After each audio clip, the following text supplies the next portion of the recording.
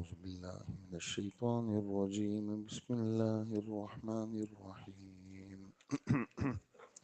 يا أيها الذين آمنوا لا تقدموا بين يدي الله ورسوله واتقوا الله إن الله سميع عليم. يا أيها الذين آمنوا لا ترفعوا أصواتكم فوق صوت النبي ولا تجهروا له بالقول كجهر بعضكم لبعض أن تحبط أعمالكم وأنتم لا تشعرون. إن الذين يغضون أصواتهم عند رسول الله أولئك الذين امتحن الله قلوبهم للتقوى لهم مغفرة وأجر عظيم. صدق اللہ العظیم. یہ سورہ حجرات ہے، 26واں پارہ ہے اور 18 اس میں آیتیں ہیں، 2 اس میں رکوع ہیں. اور اس صورت کے بنیادی موضوع 2 ہیں. ایک یہ ہے کہ مسلمانوں کو حضور صلی اللہ علیہ وآلہ وسلم کے ساتھ تعظیم کا کیسا رویہ اختیار کرنا چاہیے، اور دوسرے یہ ہے کہ مسلمانوں کے درمیان اتحاد اور اتفاق قائم رکھنے کے لیے کن اصولوں کو اختیار کرنا چاہیے. تو یہ چند واقعات ایسے ہوئے، مفسرین نے تقریباً 6 واقعات اس میں لکھے ہیں اور سبھی واقعات صحیح ہیں، اس لیے کہ کبھی کبھار ایسا ہوتا تھا کہ ایک واقعہ ہوا اور اس پہ ایک صورت، ایک کچھ آیات نازل ہوئی، پھر اس میں اسی قسم کی کوئی ایسی حرکت ہو جاتی تھی تو اللہ کے رسول دوبارہ وہ آیت پڑھتے، تو صحابہ کرام کو ایسا لگتا کہ یہ دوبارہ نازل ہوئی، حالانکہ وہ ایک ہی دفعہ نازل ہو چکی ہوتی تھی. تو قصہ یہ ہوا کہ بنو تمیم آپ کے پاس فتح مکہ کے بعد وہ جو سال تھا 9 ہجری والا، وہ وفود کا سال تھا. باہر سے جماعتیں آنا، بیٹھنا، دین سیکھنا، صحابہ کے گھروں میں تشکیلیں ہوتی تھی اور ان کو دین بھی سکھاتے تھے، ان کو اکرام بھی کرتے تھے، کھانا بھی کھلاتے تھے.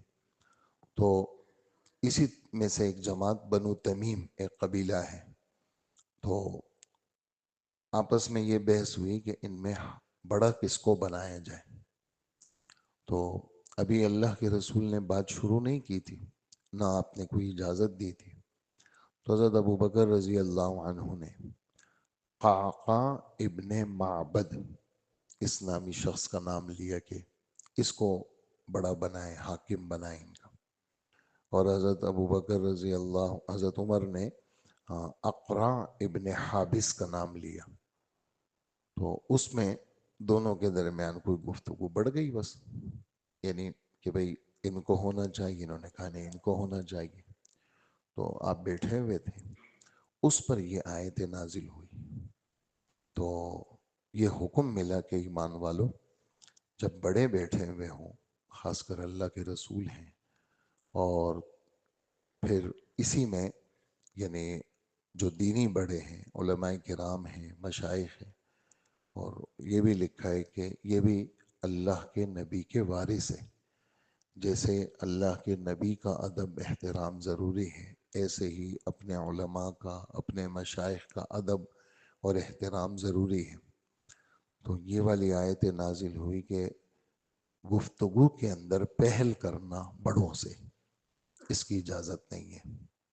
اور جیسے تم آپس میں کھل کے بولتے ہو، بے تکلف بولتے ہو، تو ایسی بے تکلفی کے اندر بڑوں کے سامنے گفتگو کرنا یہ بھی ٹھیک نہیں ہے.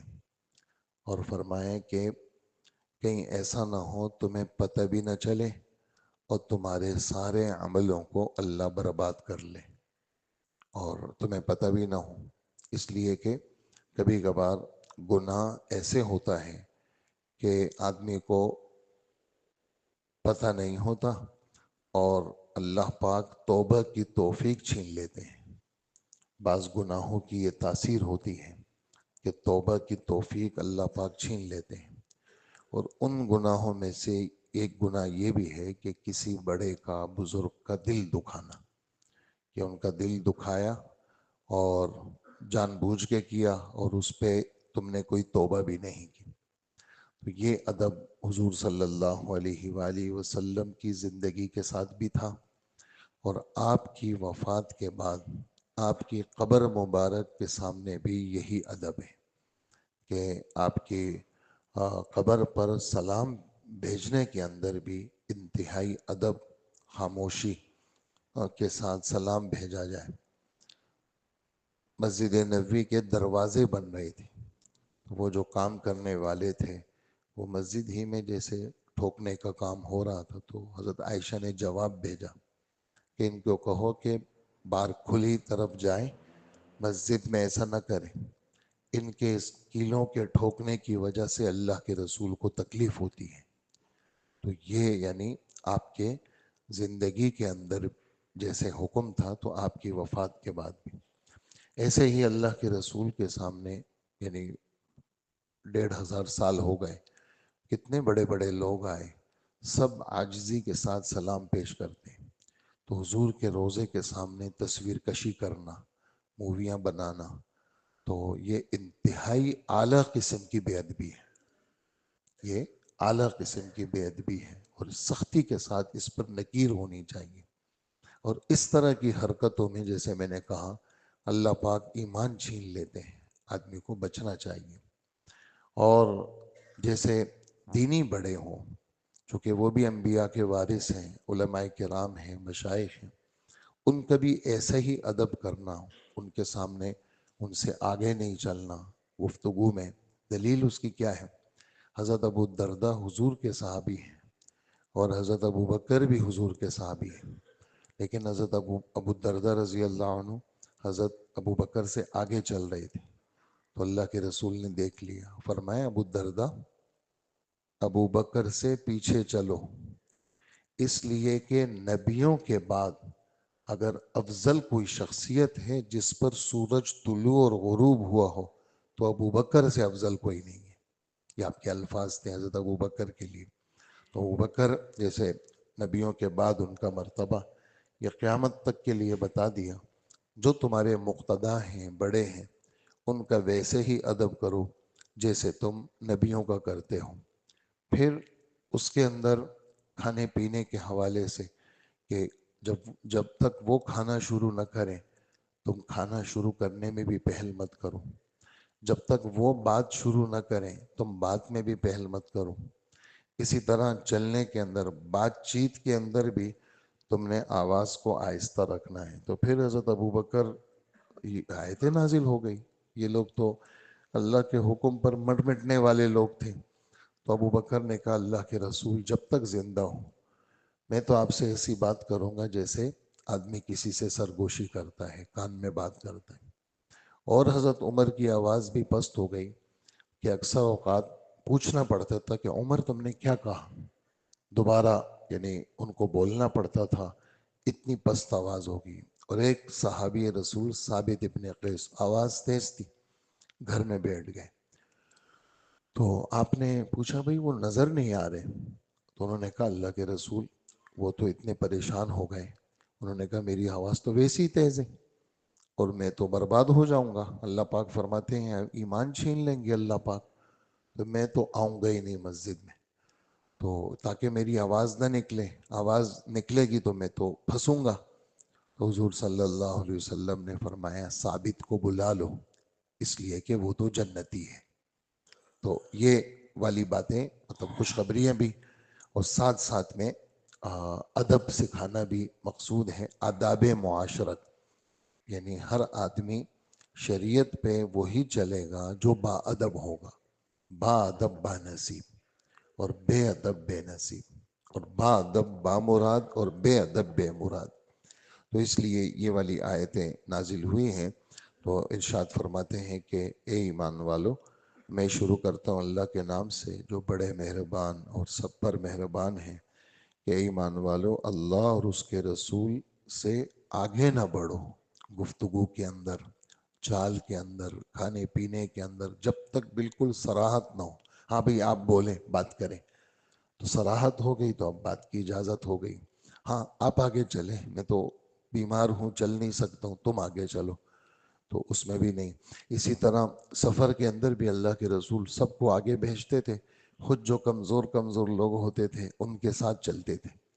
اور یہ آداب بتائے کہ جب کچھ لوگ زیادہ جا رہے ہوں تو جو پیچھے والے لوگ ہیں وہ آگے والے لوگ ہیں وہ پیچھے والوں کا خیال رکھیں، اور پیچھے والے لوگ اتنے آہستہ نہ چلیں کہ آگے والوں کو بیچاروں کو تکلیف ہو.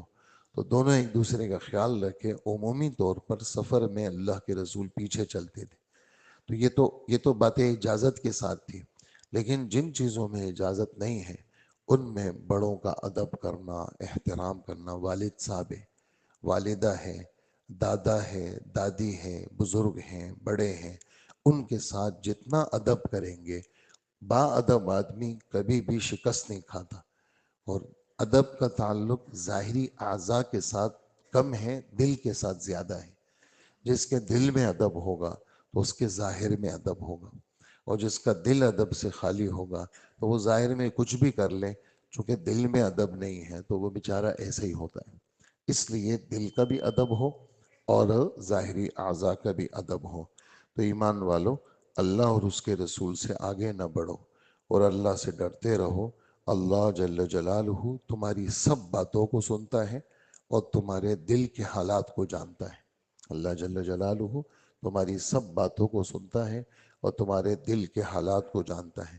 اے ایمان والو، اپنی آوازیں نبی کی آواز سے بلند مت کیا کرو. ابھی بھی روزے پہ آپ سلام پڑھنے جاتے ہیں تو اس پہ یہ آیت لکھی ہوئی ہے، بالکل صاف ستھری بالکل نظر آتی ہے کہ ایمان والو، نبی کے سامنے اپنی آوازوں کو تیز مت کیا کرو، اور جس طرح تم آپس میں زور سے بولتے ہو، بے تکلف بولتے ہو، اور جیسے دوست آپس میں بولتے ہیں، گفتگو کرتے ہیں، ایسے بڑوں کے ساتھ گفتگو مت کیا کرو. بڑوں کے سامنے ایسے گفتگو مت کیا کر، کہیں ایسا نہ ہو تمہارے اعمال برباد ہو جائیں، تمہارے اعمال برباد ہو جائیں. اس پہ ایک چھوٹی سی بات وہ یہ ہے، میں نے تو اس کا جواب دے دیا، یہ ہے کہ بھئی جیسے ایمان اختیاری کام ہے کہ ہم سب مسلمان ہیں اپنی خوشی سے، اپنے اختیار سے، ایسے ہی کافر بننا نعوذ باللہ وہ بھی اختیار سے ہے. ایک آدمی بے اختیاری کافر نہیں بنتا، بلکہ خود جان بوجھ کر کے، ہوش سنبھال کر کے وہ کافر بنتا ہے نعوذ باللہ. یہاں فرما رہے ہیں کہ تمہیں پتہ بھی نہ ہو، تمہارے عمل برباد ہو جائے. تو کسی گناہ کی وجہ سے اگر کوئی شخص کافر ہوتا ہے تو وہ کفریہ حرکتوں کی وجہ سے ہوتا ہے. گناہ کبیرہ کی وجہ سے بندہ کافر نہیں ہوتا. جیسے نماز چھوڑنا گناہ کبیرہ ہے، آدمی کے ذمے ہے کہ نماز کا خیال رکھے، لیکن اگر ایک آدمی نے نماز چھوڑ دی تو وہ کافر نہیں ہوا. اس کی یہ حرکت تو کافر والی ہے، لیکن گناہ کی وجہ سے کافر نہیں ہوتا. تو نبی کی جیسے اس طرح کرنا تو یہ گناہ کبیرہ ہے لیکن کفر نہیں ہے. اور اللہ پاک فرما رہے ہیں کہ تم کافر ہو جاؤ گے، تمہیں پتہ بھی نہیں چلے گا. تو اس کا جواب یہ ہے، میں نے دے دیا بیچ میں، کہ آدمی جب اس طرح کر رہا ہوتا ہے اور گناہ بھی کر رہا ہے تو دل بھی دکھا رہا ہے، تو ان حرکتوں کی وجہ سے اللہ پاک ایمان چھین لیتے ہیں اور بندے کو توبہ کی توفیق نہیں ملتی. ان حرکتوں کی وجہ سے جان بوجھ کے کر رہے، دل دکھا رہے، ماں کا دل دکھایا جان بوجھ کے، کوئی نہیں ہے ماں کا دل دکھایا، باپ کا دل دکھایا، استاد کا دل دکھایا، جان بوجھ کے ایسی حرکتیں وہ کر رہا ہے. تو اس میں اللہ پاک توبہ کی توفیق بندے سے چھین لیتے ہیں. یہ بعض گناہوں کی خاصیت ہے.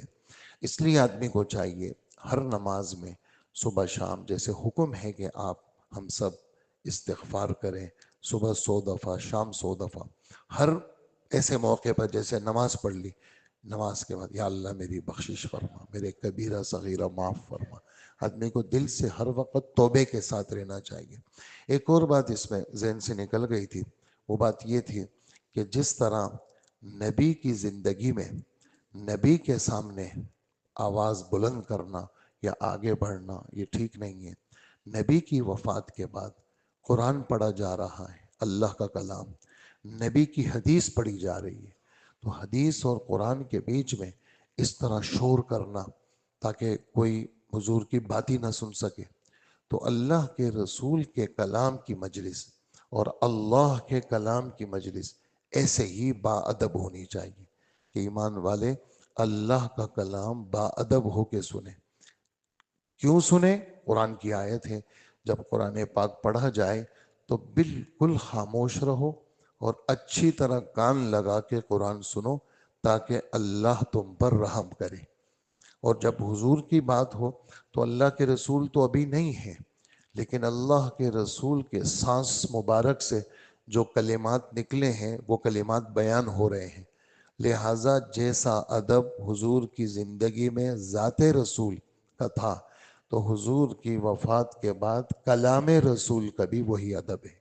حضور کی زندگی میں جیسے ذات رسول کا ادب تھا تو حضور کی وفات کے بعد کلام رسول کا بھی وہی ادب ہے۔ تو اللہ کے رسول کا جب کلام ہو تو بیچ میں گفتگو کرنا، بات چیت کرنا آپس کے اندر کہ حضور کی بات سنے ہی نہیں، تو یہ باتیں کیا ہیں؟ آدمی کو برباد کر لیتی ہیں اور آدمی سے بہت ساری چیزوں کی توفیق چھین لیتی ہیں۔ اس لیے ان سب باتوں کا ہم سب انشاءاللہ خیال رکھیں گے، اللہ پاک ہمارے حال پہ رحم فرمائے۔ تو آپس میں ایسی کھل کے جیسے تم بولتے ہو نبی کے سامنے ایسا نہ بولو، کہیں ایسا نہ ہو تمہارے اعمال برباد ہو جائیں اور تمہیں پتہ بھی نہ چلے۔ یقین جانو جو لوگ اللہ کے رسول صلی اللہ علیہ وسلم کے پاس اپنی نوازیں نیچی رکھتے ہیں، یہی وہ لوگ ہیں جن کے دلوں کو اللہ نے خوب جانچ کر تقوی کے لیے منتخب کر لیا۔ صحابہ کرام، یہ ان کی تعریف ہو گئی کہ یہ لوگ ایسے ہیں۔ پتہ نہیں تھا بیچاروں کو، زبان سے نکل گئی، اگر وہ نہ نکلتی تو ہمیں کیسے پتہ چلتا؟ یہ تو اللہ نے کچھ چیزیں نکلوائیں تاکہ بعد کے لوگوں کو پتہ چلے۔ یہ نقطہ سمجھ میں آ گیا؟ یہ چیزیں اللہ نے نکلوائی تاکہ ہمیں پتہ چلے، اگر صحابہ سے یہ چیزیں نہ نکلتی تو ہمیں کیسے پتہ چلتا؟ تو یہ اللہ نے نکلوا کر کے امت کے لیے، قیامت تک کے لوگوں کے لیے ایک نمونہ بنا دیا کہ دیکھو انہوں نے کیا، یہ آیت نازل ہوئی، تم ایسے مت کرنا اور اپنی حفاظت کرتے رہنا۔ تو اللہ نے ان کے دلوں کو جانچ کر تقوی کے لیے منتخب کر لیا، ان کو مغفرت بھی حاصل ہے اور زبردست اجر بھی حاصل ہے۔ اللہ پاک ہمیں عمل کی توفیق عطا فرمائے۔ اللہ